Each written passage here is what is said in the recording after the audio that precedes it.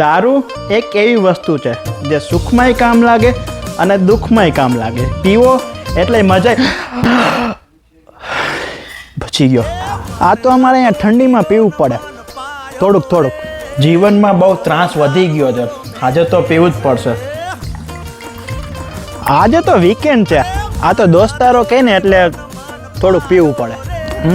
આજે મજા નથી આવતી, એક પેગ મારવો પડશે.